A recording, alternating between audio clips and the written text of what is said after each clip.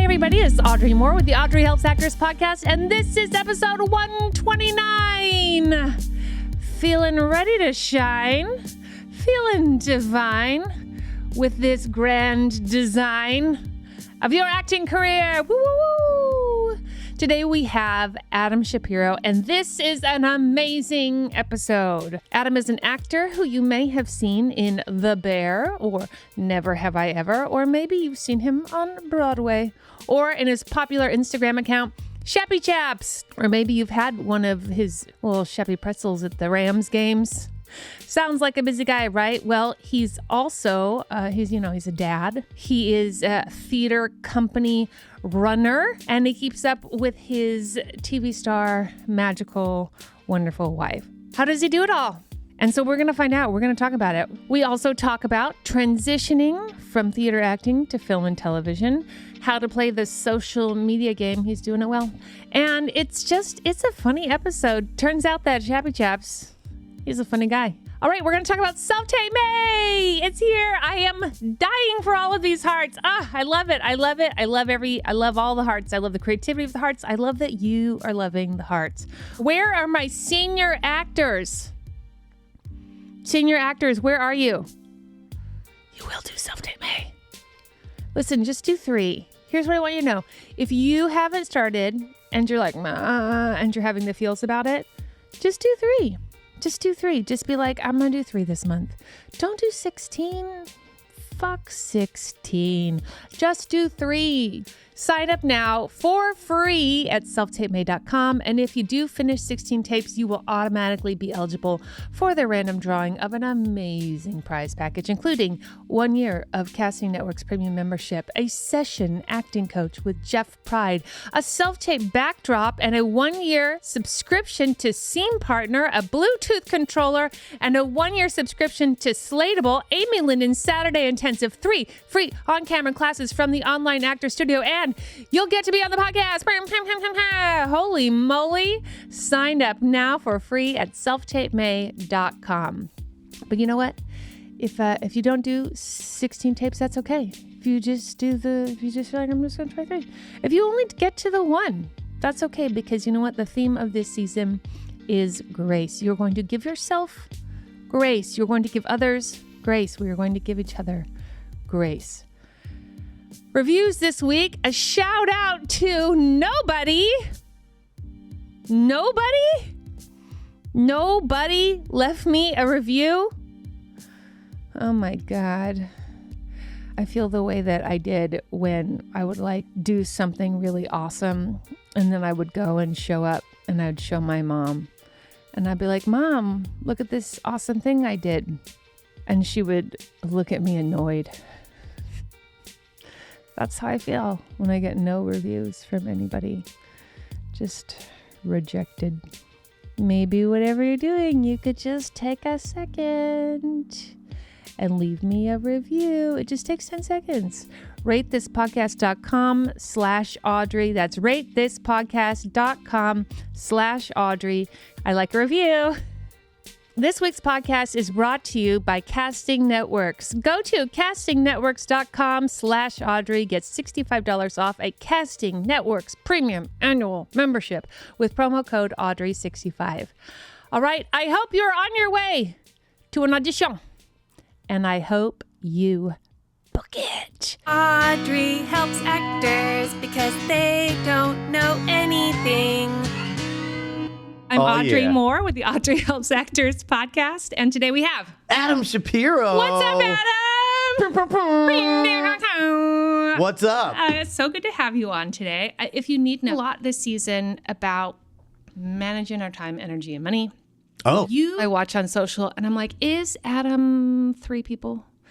What is Adam doing? What on all of the drugs? Sure. Does he through dimensions? Like what? Yeah. What's it's all those things. Okay, I think great. You're right. I think follow your instincts on that. It's a lot of drugs and a lot of dimensions. Dimensional portals.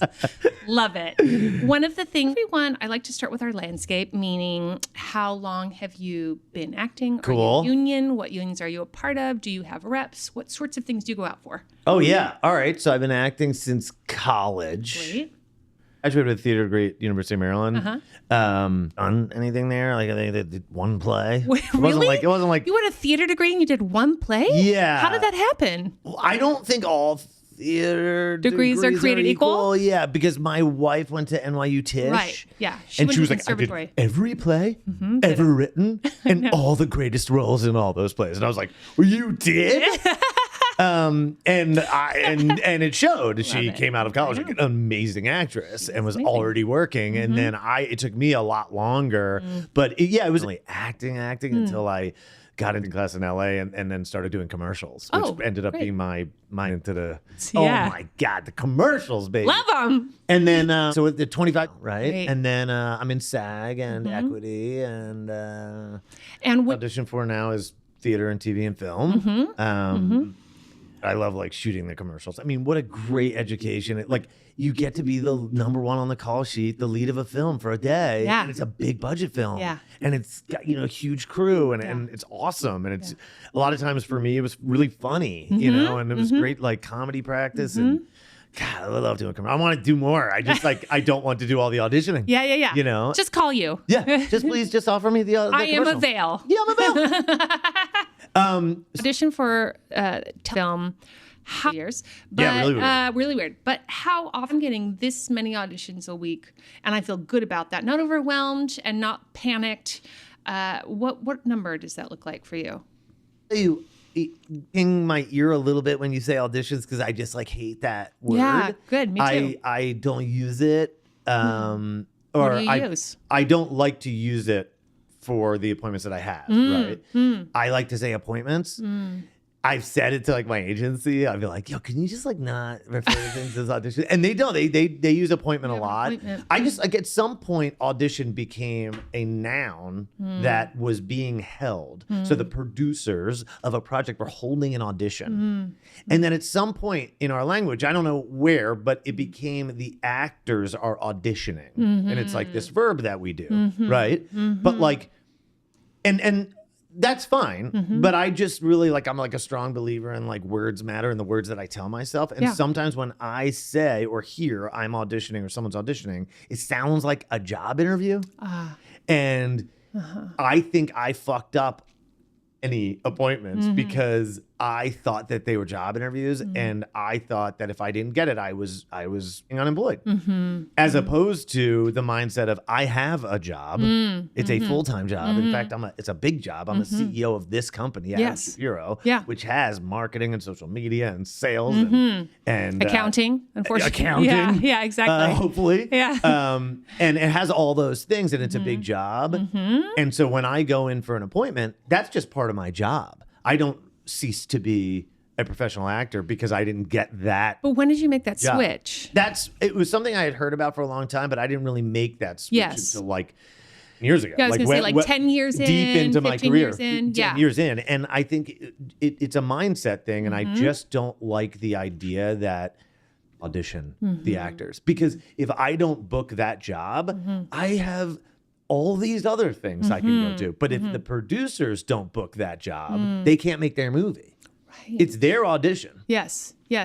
And it's my opportunity to act. And it's my to go in there and do this thing. It's like I'm a car salesman. We're going to explore. Someone's coming in and they like, hey, we're looking for a car. I'm like, I got a million of them. And they're like, we're looking for them in yellow. And I'm like, oh, I actually don't have any yellow ones on the lot. And they're like, oh, we're going to leave. Yes. Do I cease to be a car salesman because they walked out? No. And the car salesman doesn't go, oh, I can't believe that guy just walked out. I'm no longer a car salesman. I'm not a professional anymore. No, this is your job. Yes. So those auditions for me I like to call them appointments because they're just appointments, they're just and if you, it's the appointment part of your job. And if they end up booking you, great. But I didn't book it. I don't have control over booking it. I just love that. I can't book it. It's not my job to book it. It's their job to book it. Right? So I can't audition and I can't book it. That takes a lot of pressure off the appointment. Sure does. And that's work really well with pressure. When 100%. They know that doesn't work for them. For some people, it's like, no, you have a shot to get this job and you need to, and that gets them like Get them focused. Focused and cuts through maybe any of their bullshit. For other people, I just always want to clarify for people who are listening, because you might be one and you might be the other. Yeah. It's what works to get you to a place where you're doing your best art in that audition. Yes. And like I remember having Brian Clugman's a buddy of mine who was an actor for a million years, and now he like runs like, you just gotta not care, right? And I remember him telling me that like when I was like 21, you know?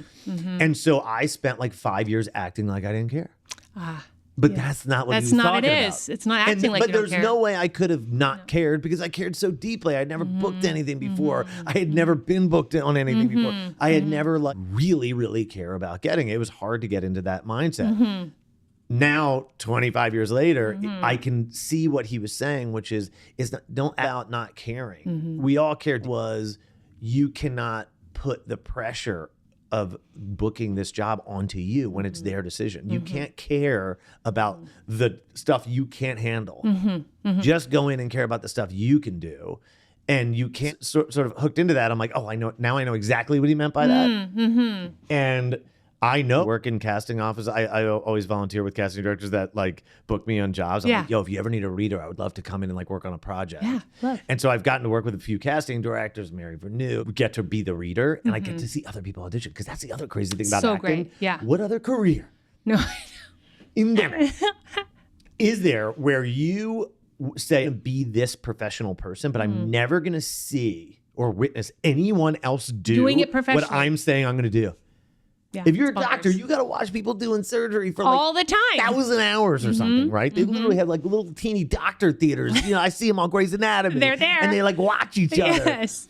And none of us actors ever get to watch each other audition, right? So what an amazing opportunity to work for a casting director as a reader, because I get to see all these people come in. Yes. And you learn a lot from that. And a lot of what I learn is that I learned is performance, especially at a certain level, is just assumed it's going to be good. They're not Absolutely. being called in. Absolutely. So that's another thing that I've had to sort of shake, which is I think that for the first like 10 years I was auditioning, prove to the people in the room that I was good at this. You were ready.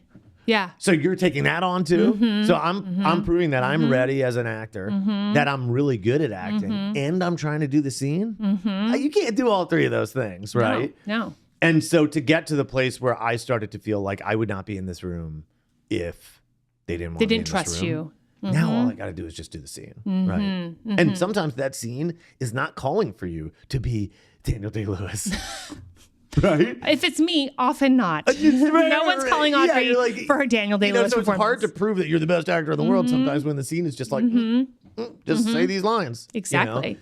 So Teacher who said, if every team's something that you've done and their takeaway is, God, that Audrey is such an incredible actress. Like, you actually haven't done your job. you might have acted your way out of that role. Yeah, because you are now the thing everyone's focusing on instead of the story that they came to see. 100%. And I was like, But one thing I wanted to ask you, because you were talking about caring and the authenticity of not caring.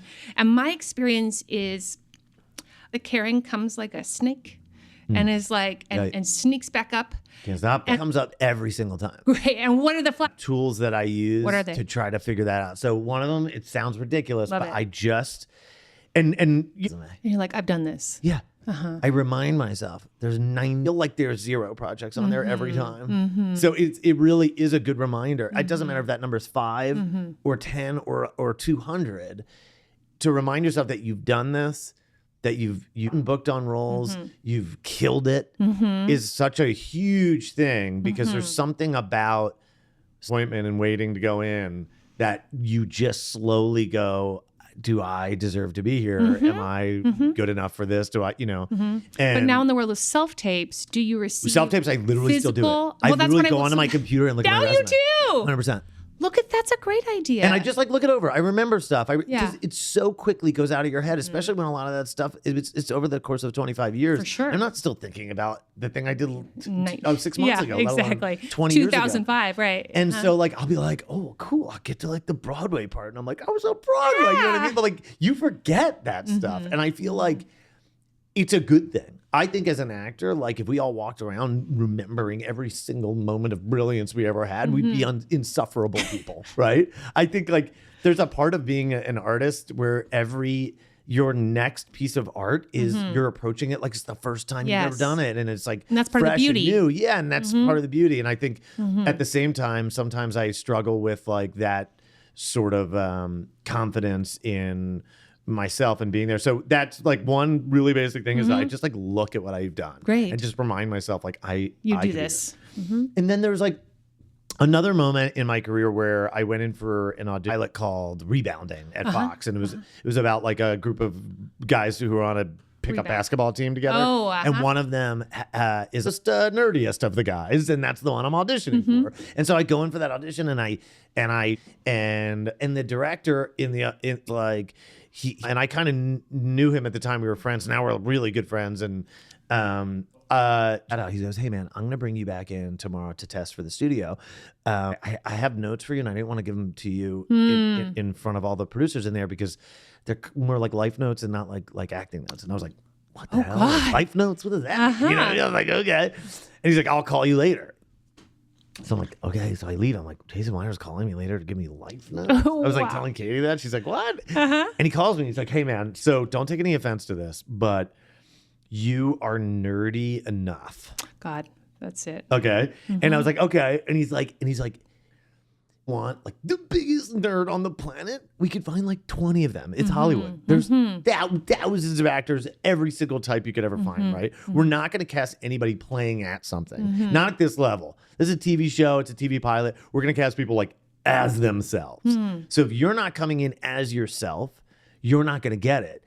And then also, we're not going to know where to think of you for the writing for the next 5 years. You're coming in and you're playing at something that has and you're assuming we want something, which we don't even know what we want. No. You're assuming we want this, and so you're playing at something that you're assuming we want, right? And he's like, "Is it you're enough?" Yeah. You're in the next day, and I'm like freaking out. I feel like I'm about to like bungee jump, like skydive. Like it was a scary thing. I was a very layer on kind of actor, not like reveal my true self kind of actor. It's like why I got into acting. So I didn't have to do that. Yeah. And now I'm doing that, and I go in and I just, no nerdy outfit, just jeans and a t-shirt and myself, and I do the scene, and there's no shtick, and it's really funny, and the laughs are really big, and I leave the room, and he pops out of the door, and he just goes like that. And then he goes, Adam, you're not getting this role. He's like, it's already got offered to the dude from Saturday Night Live like yesterday, but like the reason I wanted you to do that is because what you just did, you just got yourself a career. He's like, fuck the gig. He's like, this show's not getting picked up. There's not even enough room on the comedy lineup on Fox in the fall for this show to get picked up. You're not losing anything huge, but you just keep doing that. And then I worked forever after that. Yeah. I mean, it really changed the way but the idea is that I now remind myself that I'm enough. And it takes away so much of that other bullshit that I used to carry into auditions. But what are like or mental thoughts that come in? Because I've talked on the podcast, for me, when I'm just like really tired suddenly working on the audition, like I start working on it and then I'm like, oh God, I just can't, I gotta sleep. And then I'm like, okay, well, you're not having fun. Yeah, I think you're not exploring. When I get frustrated when I'm working on it, for sure, I get like short and quippy. And I also start like over focusing on like what I'm gonna wear. Like it doesn't freaking matter. Anyone else who points anything out to you? Like, does your wife ever go like, Mama? No, Kay's not in any of my any stuff. We used to do each other's self-tapes, and then I was like, marriage is hard enough. We don't need to throw in being in each other's auditions every day. Yes. I went from 20 years of Katie never being in one of my auditions to now 5 years in a row where she's been in all of them. Like, what a seismic change in my career and in our relationship. Yeah. So thank God for all these things that have come out. Like we audition on to and just bring up another actor, and it doesn't have to be Katie. And also, like, we've got 2 kids. I know. And a theater company and 17 other jobs and podcasts. And, like, the last thing I want to hear when I've finally got the kids down and in bed is like, Adam, I have a 9-page audition I need you to read with me. Like, I'd rather die. And your spouse, in my case, like, I know Katie so well that I know when she's phoning it in. Her acting is not blowing me away as it might 99.9% of the other people in the world. Yes. We just because have, you know her. We just know each other. It's like she was telling this story that she was working with Rita Wilson on something, and then Rita Wilson was like laughing about how ridiculous like Tom's Forrest Gump was. Oh, amazing. You know what I mean? And it's like, for me, I'm like, that's the best acting performance like of all time. Forrest Gump is like iconic, you know? But like for that actor's wife, she's like, oh my God. She's like, a box of chocolates. You never know what you're going to get. Like, she probably thinks it's so ridiculous. I love Marriage so much because it's Marriage so real. funny. You're just like, no. It's like, oh, Tom. Is that This way? brilliant acting ideas. You know what I mean? It's like, that but you the person I want in my audition. so good. I don't want the That's so person great. just being like, did you work on this? Are you phoning this in? Yeah, right. Are you going to wear that? You know what I mean? I don't need that. Your hair needs to be combed back. I want somebody who's like psyched about reading with me and like maybe might even be impressed by my performance. Gives you that I don't confidence. need Katie who's like, oh, quickly before we start, who's picking up Vera? Right. Because she has to get picked up at 3:30. You know what I mean? I don't need that in my appointments. Right. It's kind of like marriages. Marriage and parenting are their own work zones. It's their own work zone. And You don't so need you to add in don't another need one. you don't need another one. or several. Several. We work together a lot on a lot of projects. I know so you do. It really is. So yeah, I don't have anybody, but like I said, I really feel like I've worked really hard. I think it's why it's hard for me to like answer this question about the specificity of what those signs are, because it's because I want the actors to be able to think for themselves, like, oh, Where's maybe this I'll look coming- for that, or so that they have clues as they're working on stuff of when they're starting to feel themselves and just get into that But sort of actory autopilot kind of thing. No, I think those things that you said are perfect, and But wait, Adam, wait. Mr. I do everything all the time. I have to interrupt you. Help me. I need some help. And now it's time for listener questions. I'm so scared. This listener question is brought to you by Casting Networks. Obviously, they're the platform with more high-quality roles that are booked than any other casting service. And obviously, it's currently used by thousands of the world's most prolific casting directors. Did I have another couple auditions with Casting Networks this last week? I sure did. It's almost agent season. What is agent season, you ask me? Well, that's the time of the year when the agents come rolling along that are clippity-cloppity, clippity-cloppity. That's the sound that the agents make when they're like, whoa, I'm looking for some talent. And that's because, these fall episodics are upon us. A lot of times they have cleaned up their roster. They're looking to add new talent. So agent season is upon us. And do you know how to get a good rep? The Talent Scout feature.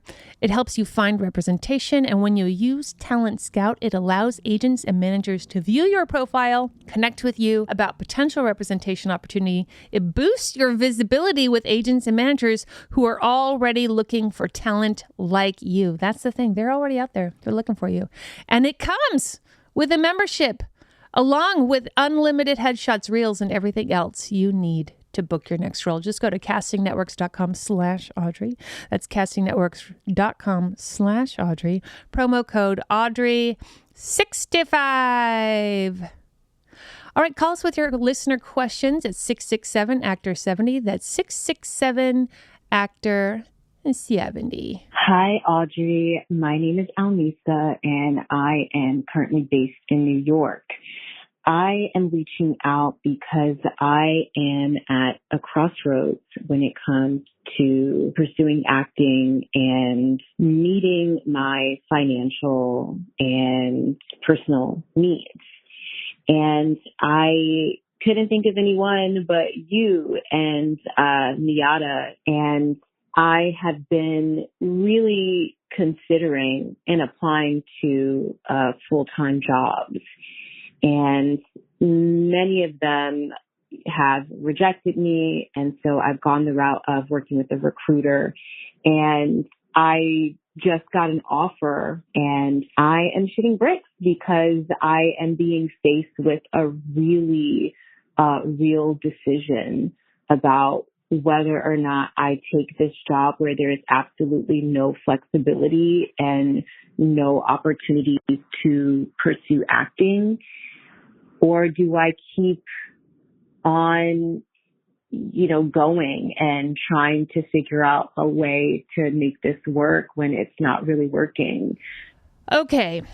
What a timely and important conversation to be had. And honestly, this is something that so many people are going through because these last 5 years have been super weird, to put it mildly. And everything you are talking about is very true. Many of us who have been fortunate to have garnered a level of representation and credits and relationships with the job givers before 2020, we feel very lucky because we feel like we kind of eked through at a time when eking through it seemed to become very important, unbeknownst to us. These last 5 years have been very challenging on many factors, but including and especially everyone's financial health. And I've talked about it many times in this podcast this season and before. One thing I recommend doing is listening to episode 115 is something everyone should listen to if you're in this place, with Alfonso Fonz Godinez. And also David Rosenblatt's episode, which is episode number 117. And they're sort of two different sides of the same coin. And here's the thing.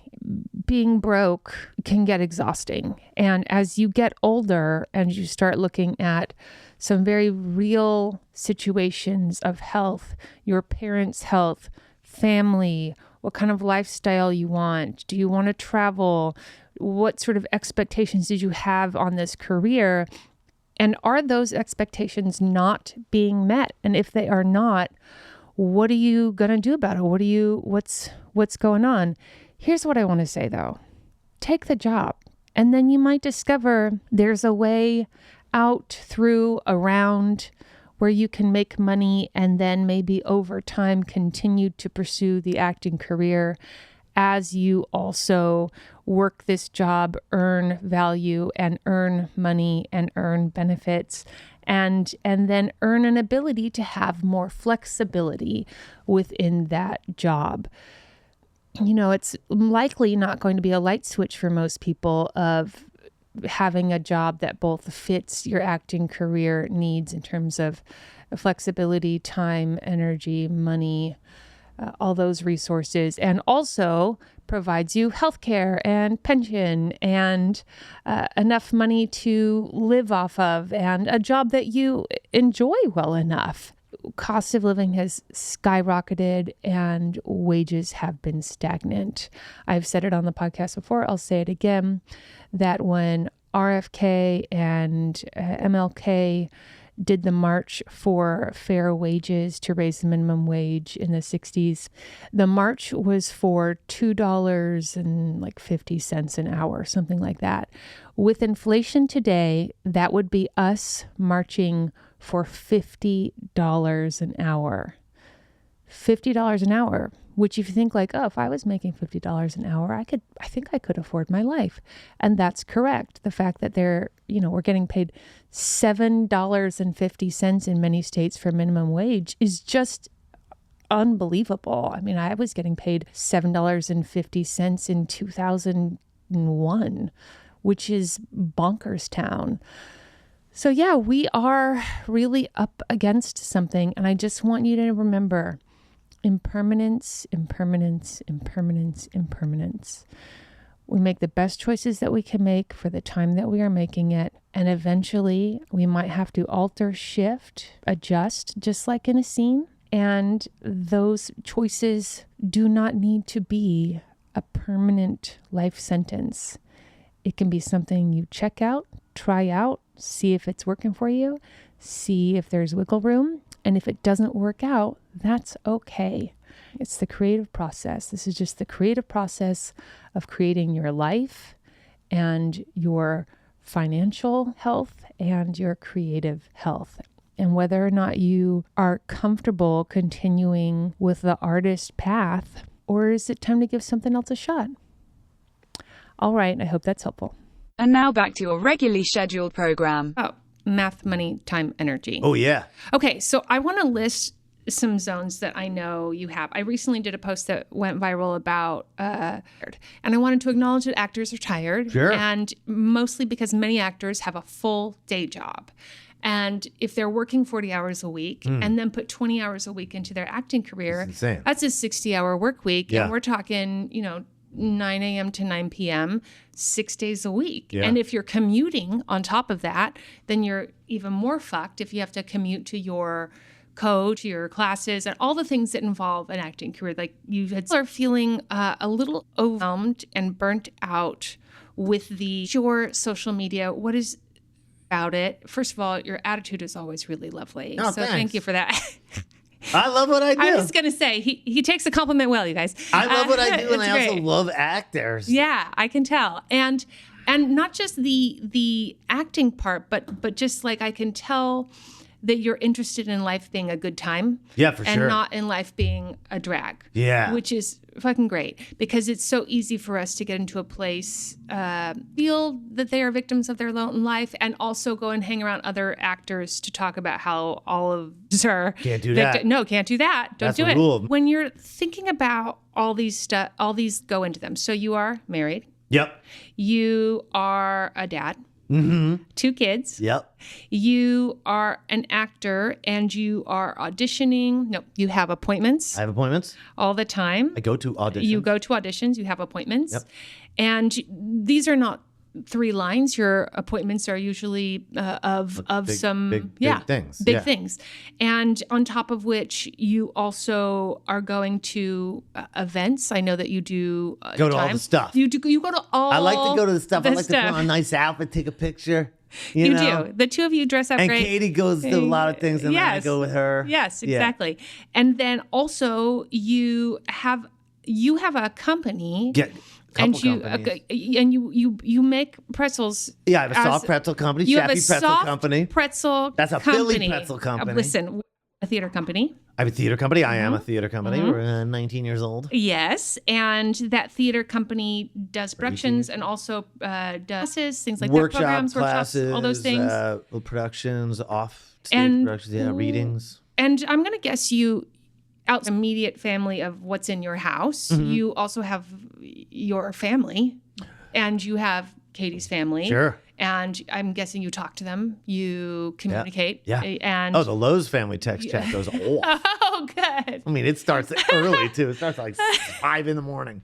What do you do? How are you doing that? How So do you do that? it's a lot of things. A lot of people say like, which one is like your side hustle? You know, a lot of people call Shappy Pretzel a side hustle. It's doesn't another seem like sort it. of terminology that sounds like I don't live audition for me, where I'm like, I don't know what a side hustle is. I've never known what that is. I've never out here, and I had never acted before. I still was a full-time actor because before I was acting, I was doing all the other stuff full time. Yes. The yes. headshot stuffing into envelopes, the classes, the workshops, the casting things, the hustling around town, the could possibly be doing to fill my time as an actor. And I did that full time. I did it while I was doing my other jobs. Yes, right. Which were also full-time Yes. jobs. And so, Shappy Pretzel, yeah, people call it a side hustle. And I think that's like a fun, like buzzy buzzword. And I think it's like, sometimes that's inspiring to people too, to be like, oh, there's something on the side, But Shappy Pretzel is not on the side. That is No, like that's a full-time job. Full-time job. And so is my acting. Yeah, It's how just 2 many- full-time jobs. Great. And dad. And like, I don't necessarily like think I do both of my full-time jobs really great. Well, you do though. Well, I mean, I think Shappy Pretzel, I could be like way better at running. I don't Sure. necessarily know everything about running a business. And with the acting thing, I could be, I could always be doing more with the acting Sure. thing, but I just try to get as much in as I can. I definitely like felt like once Shappy Pretzel came into my life, I did hit a little bit of a time crunch for the first time in my life, where I really felt like, oh my God, like my kids are now like, Vera was born right when I started Shappy Pretzel, and Albie was 2, and now they're 7 and 4. Right. And theater company, it was at the time I was doing all the marketing, social media, Oh. graphic design, ticket sales, Sure. web design, web updates, everything for IAMA. And so I did finally realize like, oh, I can't fit all this in. And so Was there Was there an event or a? It was or just a general feeling? feeling that I was like not giving the It theater enough. company what I felt like I normally did. I see. And I felt like it was like the work, not the work that was on stage, but the stuff that was showing up on social media, on our website, like things were like lagging and not getting updated. And I didn't feel like my graphic design was that inspired. I felt like I was just like sort of phoning that in a little bit. Yeah. And I was like, IAMA doesn't deserve this. It's a big company now. We have full-time employees and we have millions of dollars running through it. Right. And I'm like, I can't be like, you know, we need to hire a full-time graphic designer. And then I think we need to also split what I was doing up into 3 jobs. Not because I think I was doing 3 jobs. It's just when It the deserves company it. started, we just had 8 people. So I was just like, all right, you got to do this and you do that. And then my job over the course of like 15 years Sure. sort of evolved into like, oh, I'm doing a lot of different jobs. If we're actually going to go try to hire a professional marketing person, that may not necessarily be our graphic designer as well. Right. And that may not necessarily be the person who's going to run our box office. Yes. Like, those might be different people. Right. And so I sort of prepped IAMA for that. And I, you know, it was like a 2-year transition. And I worked with the social media manager hired and I worked with the marketing person. And now, you know, we just have full-time people at IAMA. And I was able to sort of like Outsource it essentially. yeah, and like now IAMA's crushing and like just amazing. And I also noticed the IAMA thing is also interesting too, because I think when we couldn't do theater, we spent a lot of time during the pandemic like working on our company. And one of the things we worked within our company was really diversifying the company and making it a company. And a lot of that had to do with when we first started IAMA, it was like a lot of white actors, you know, and Yeah. so like the plays that we were picking were for us to act in. And all of a sudden it's like we didn't have a lot of voices in the room. And if we're actually going to be true to our mission statement at IAMA, that it's a theater company in Los Angeles for Los Angeles telling LA stories. Yes. It can't just be that. It can't be and white one of the people things I realized stories. is like, wait, if I'm doing every graphic design and every poster image, all of those visuals and images and the way I'm thinking about these plays are all coming from my perspective. Free play. You know, and I started looking at all the other theater companies and they use different designers based on the different plays. Like if we're doing a play that like we did a few years ago, which was like a lesbian cast of color, like am I the perfect person to be designing the content for that Probably play? not. Probably yes, I am. But the next play, no, I was like, I shouldn't be the person doing that. You know what I mean? Because that's what everyone sees. If they don't, before they see the play, they're just seeing my graphic design and my ideas. So I really wanted IAMA to like have that opportunity to like expand in that way. And we have, and it's awesome. But that was, you know, that came out of me just being like, oh my God, I don't have time for all these things. Yeah. This Shappy Pretzel thing is like taking on a life of its own. Have always had this sort of work ethic that there's no real end to my work and there's real no end to my play. Yes. Like people are like, well, when do you like stop working? If you're like working all day and then you go home and you do Shappy Pretzel all night, and it's like, I don't know, I have fun doing all of it. Yeah. So I don't necessarily feel like I'm always working. Yeah. It's you know? all a joy. Acting doesn't feel like work ever. So it can feel like work sometimes because it's like business stuff that I don't know about. You know, like I found out that I'm a people person, but that doesn't mean you're good at customer service. I found that out because I'm a people person. I really like people that are cool. Yeah. If the person sucks, I don't like them. Yes, right. I'm not going to handle them well. It turns out you specifically need to be able to handle people that suck in customer service. Specifically so. That's yes. like 90% of the job. And so out of that, from being a CEO as an actor, and like I always say that too, it's like we're CEOs, we are CEOs. And when you're first starting out, your company is not bringing in enough capital to have vice presidents of all the different have staff. So you're doing everything. But eventually you're going to have a publicist and they're going to take care of that. Then you're going to have a business manager and they're going to take care of the accounting. Now, all of a sudden, your job becomes a little bit more hyper specific towards the art acting. of it. And with Shappy Pretzel is I love the social media. I love making the pretzels. I love meeting the customers. And I really love all stuff. I realized I need to, as quickly as I can, I need to like start hiring people to do these other things. Yeah. Shappy Pretzel, I've never appreciated my agents and my lawyers on my acting side more than I do now. I bet. Because every time I make a deal at Shappy Pretzel, it's horrible. It's horrible. Yeah. I just want to get as many pretzels into as many people's hands as possible. And I forget sometimes that came to me a couple of years ago and like, we want you to do pretzels for like the Chargers and the Rams, which I was like, yes, finally, like a stadium, you know?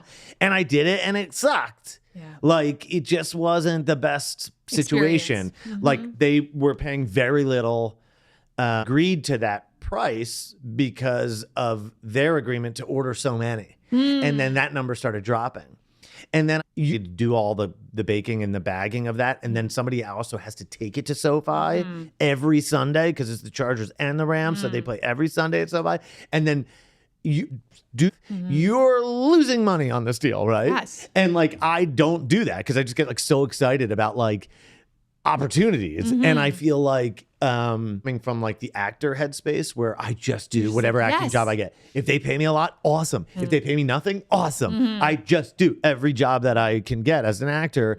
And I didn't realize that in the business space, in the food space, like you just can't do that. You just can't be saying yes to everything. And I don't even think you could be saying yes to everything as an actor either. I will say that. It's just a but like I jump at stuff. I love acting so much that if somebody wants to be me in their student film, I go do that. I still do student films. I still do black box plays. I love going from a huge budget like studio film to like running back to IAMA and doing a reading in a black box. Like I just think it's all the same in a way, and I jump at it. And I've had to learn with Shappy Pretzel, like you just can't jump at every opportunity people throw at you. And they're not the last opportunity. That's another thing. It's like a lot of times when I get hired as an actor, I just feel like maybe this is the last time I'm ever gonna act. Which is not a good place to be in but I do think that a lot, you know, common. And you can't think that with the business. So also sounds like I'm hearing you say, which is really into things to get messy. Oh yeah, and to just to like learn from it, as opposed to some hypervigilant control on the progress, because then that can also prevent real bumps of growth, such as learning from SoFi of like, oh, this is going to be a no. Actually, this kind of contract, I'm going to know this for now until I have what I need so that I can do it right and 100%. Get what I need. This is the money. Yeah, because the price that they were asking for was not unreasonable.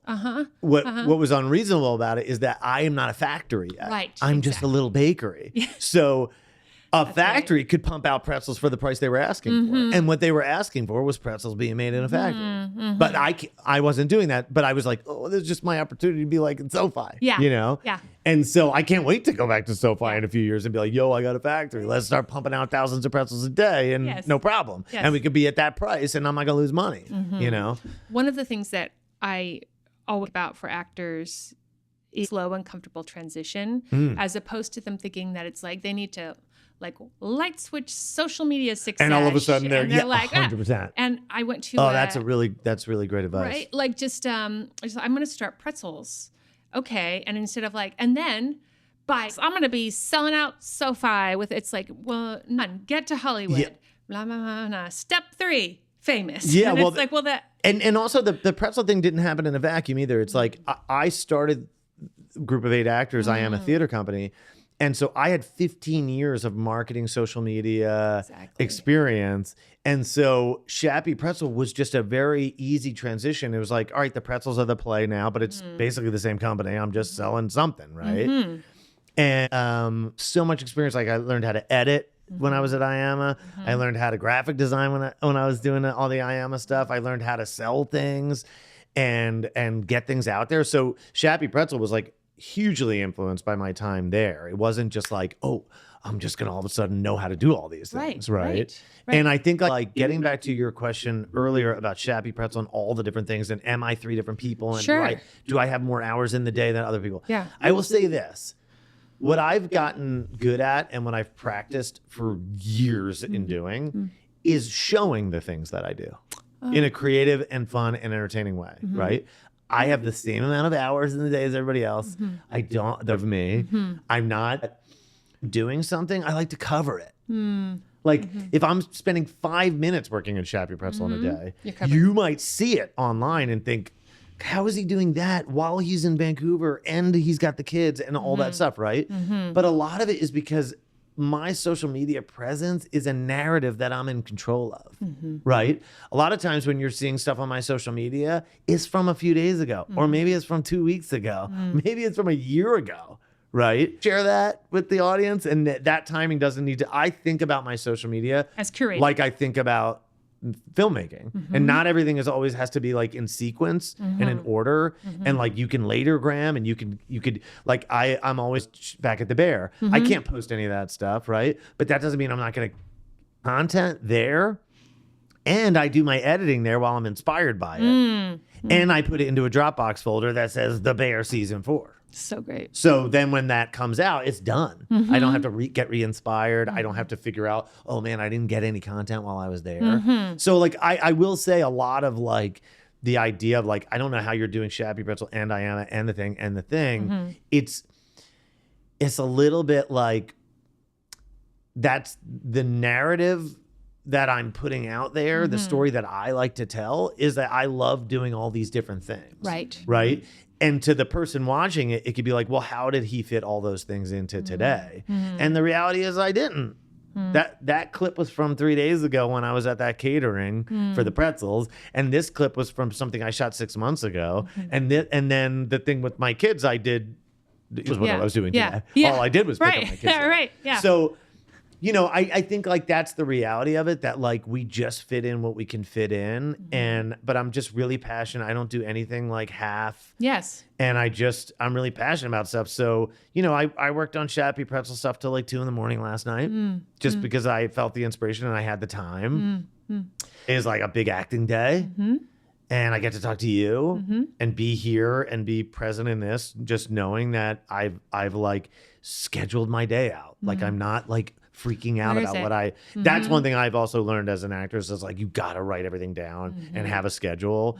And if you're taking your career seriously, then you're also taking your time seriously. Yes. Because it's a business. Yeah. So I had in my calendar like, when I had my self-tape today and this, and then I have a lunch that's about a film project, and I used to just like not put that in because I'm like, well, it's not, we're not actually doing the film.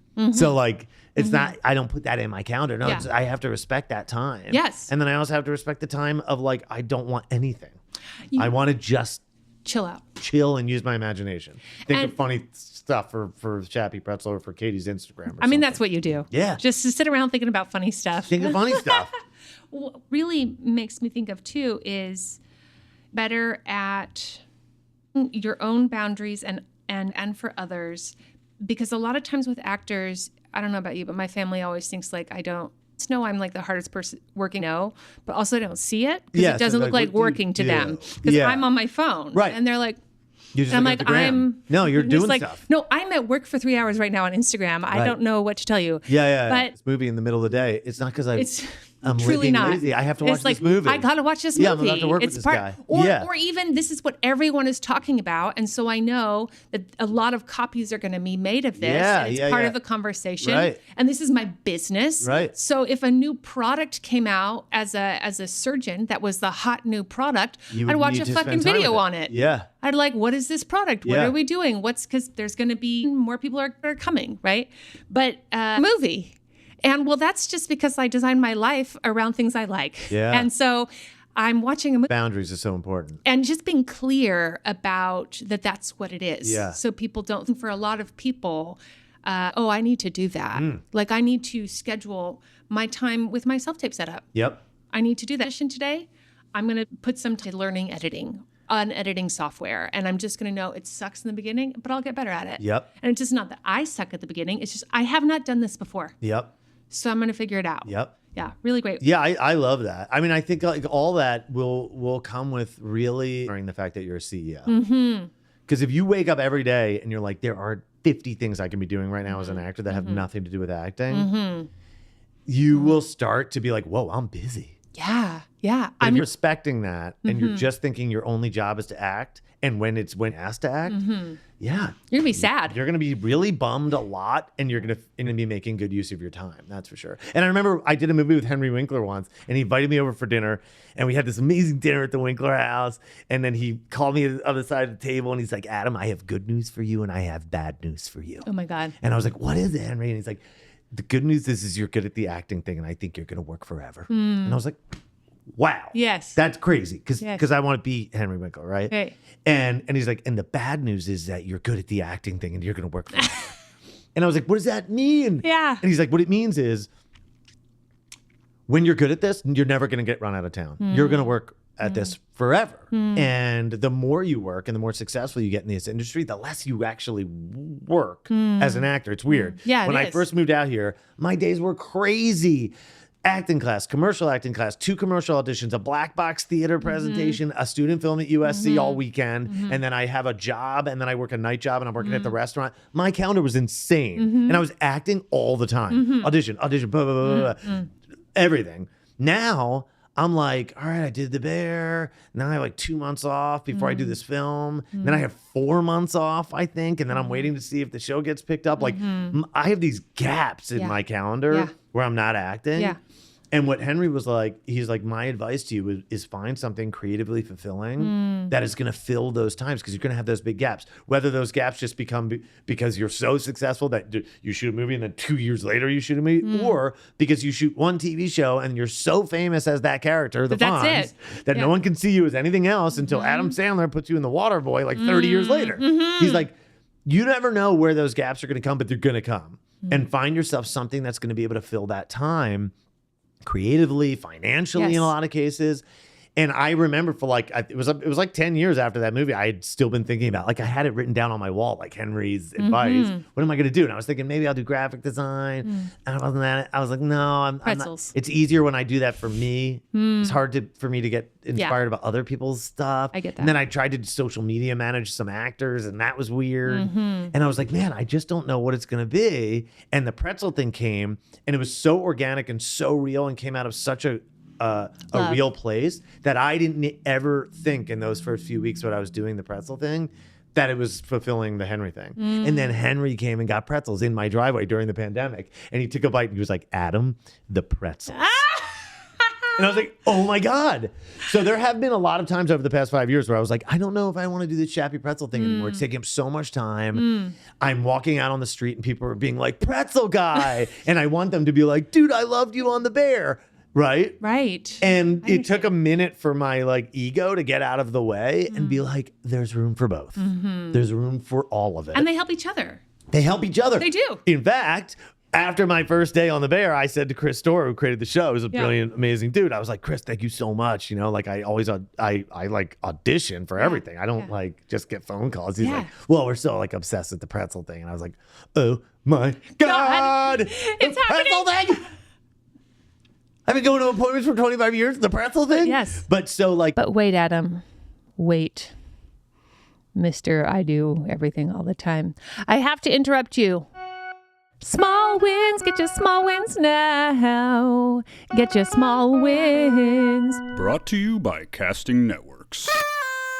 This year, we're teaming up with Casting Networks to celebrate small wins, because we need to remember to celebrate our wins, big or small. Here is a small win for you.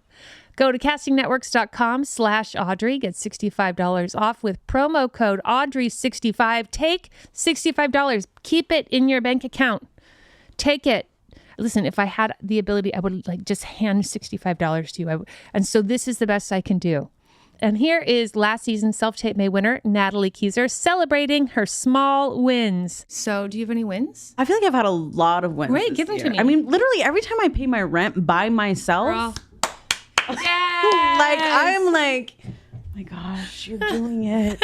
Also excited about audition I had on Sunday. Yay! Yeah, like that feels good. I guess wins for me are like staying here, loving being in LA, and still auditioning and still acting and still finishing Self-Tape May. Thanks, Natalie. And thanks to Casting Networks for sponsoring this episode. Go to castingnetworks.com/Audrey and get $65 off with promo code Audrey65. And now back to your regularly scheduled program. I have a few final questions. Okay. One, social media. Do you want to tell everyone where they can find you? You can find me at Shappy Shaps on Instagram, or Shappy Pretzel on Instagram, or IAMA Theatre at Instagram.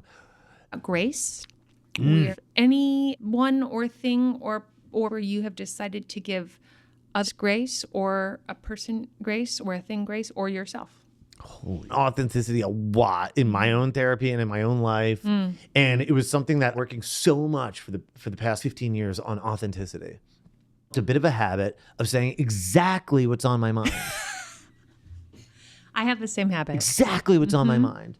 So if I don't feel like somebody's being fair or cool or nice, I to tell them that they should go fuck themselves, right? And I just come right out with it. Yeah. Go fuck yourself. Yeah. Take that back. You don't talk to this person that way. You don't talk to me that way. Let it go, right? And what I'm starting to realize is that the next step in my journey with authenticity is also being authentic to my own realization that maybe this is not the right time to tell this person to go fuck themselves. Just because that's authentically how I feel, and this person does deserve to go fuck themselves. Right? Be saying that to this person and giving them a little bit of grace because maybe they're going through their own thing, or maybe they're going through insecurities, and that's why they're acting that way. And if I tell them to go fuck themselves, they may not respond that well to that. And I may not respond that well to their response. And all of a sudden there's going to be a clash. Conflict, yeah. And so that is one place I do think that, like, I'm talking like within the past few months, I've been thinking about this of grace and really having a little bit more empathy for like where other people are at. And I think that doesn't necessarily mean that you need to be inauthentic. I think it's a very authentic thing to be like, have and give grace. Yes. A little bit. Yeah. So that's great. Thank you so much for coming over. This was awesome. This was awesome. We have so many. Next week on Audrey Helps Actors, she's back. Your favorite, Elizabeth Ho. Elizabeth Ho acts, real Elizabeth Ho. I'm excited. She's just so great. Thank you so much to Adam. Thank you for coming on. This was such an inspiring conversation. I particularly love this section about being mindful of curating your social media, because I think a lot of people are like, social media is fake. It's fake. Everything's fake. Everything's fake. And it's like, no, it's curated. It's another form of entertainment, and entertainment is often produced. And so there can be a version that's like, hey, everyone, look at pictures of my kids. And then there can be a version that is curated and produced. I also love the part about appointments, not auditions. I think that's great. Oh, that was really great reminder. This episode was mixed and mastered by Thomas Snodgrass, produced and edited by Jesse Lumen. Still so handsome. I mean, what is a girl to do? Get fucked, I guess. Show music by Ari De Niro. Theme song by Aalok Mehta and 108 Hill. Small Wins theme song music by Thomas Snodgrass. All right, don't forget your towel. Thanks again to Casting Networks for your sponsorship, for helping us celebrate our small wins. And get your promo code, castingnetworks.com/Audrey, and get $65 off with promo code Audrey65.